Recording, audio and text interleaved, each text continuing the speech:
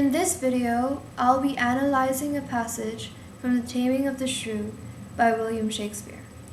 This extract is located Act 4, Scene 3, lines 2 to 16. The Taming of the Shrew is often seen as a sexist play. In the play, The Shrew, Caterina is the daughter of the wealthy Baptista. She has a reputation of being a vicious and ill-tempered woman. Her younger sister Bianca is the ideal wife to be, and lives up to society's expectations. In order for Bianca to get married, though, Caterina must first be wed. Petruchio, an arrogant young man, decides to marry Caterina based on her money. He decides to tame her. He proceeds to marry her and takes her to his country house to carry out the taming.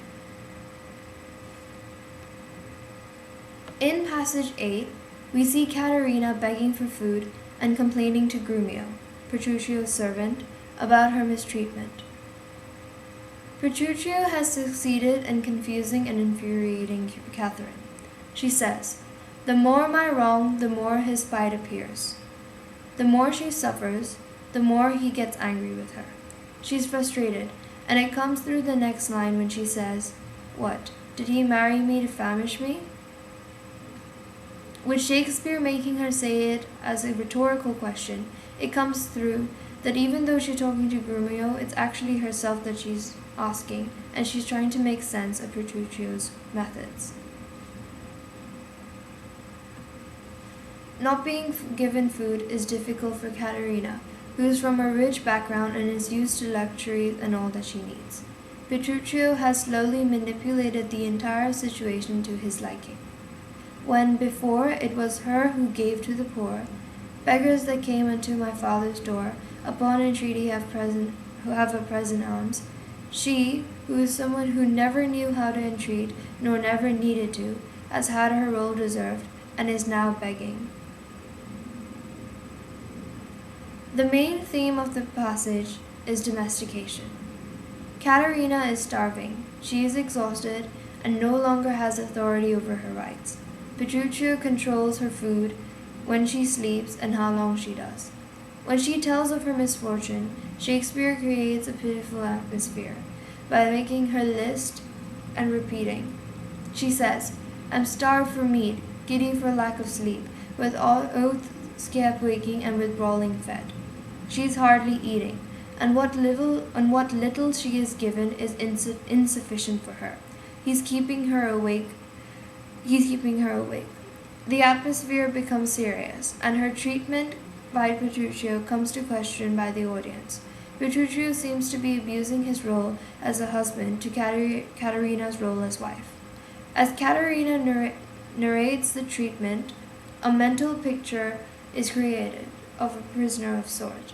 Here universal values come in. Aren't there limits? The fact that Petruchio seems to have no clue of his effect irritates her. What spites her more than all is that he does it under name of perfect love.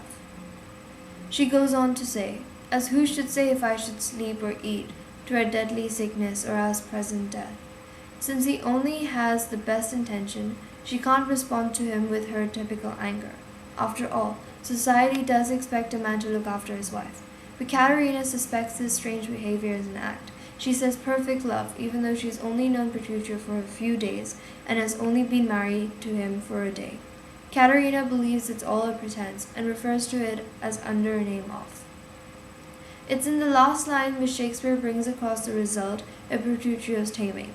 In contrast to the more confident front that Caterina held to in the play so far, we now see her plead with Grumio.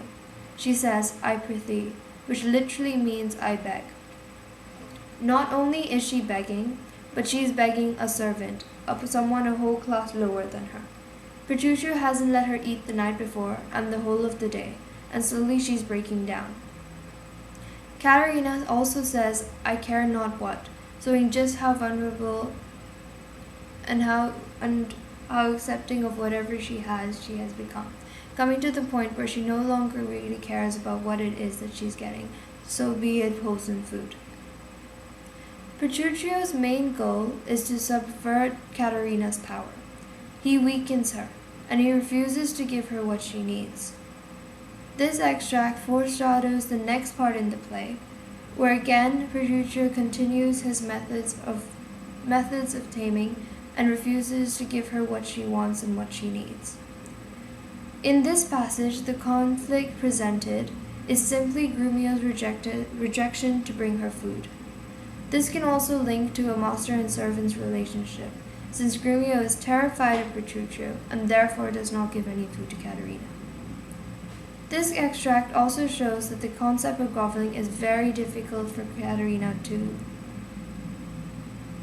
grasp, because though she begs, she starts off by voicing her rich past, which will not gain her much support from Grumio, who is, after all, a servant.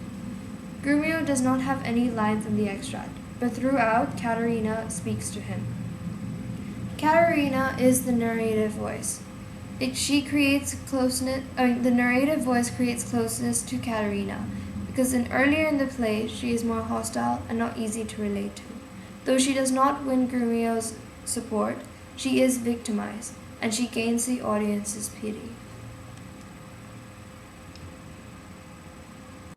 In the end of passage 8, Caterina can be seen as weak, as she is reduced to groveling.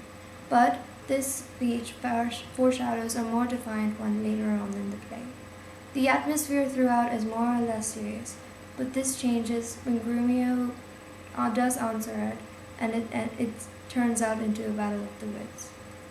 Since this is a comedy, Since the Taming of the Shrew is a comedy, it's guessed that Caterina and Petruccio do fall in love at the end. But the treatment of Caterina throughout is often seen as a quite sexist part.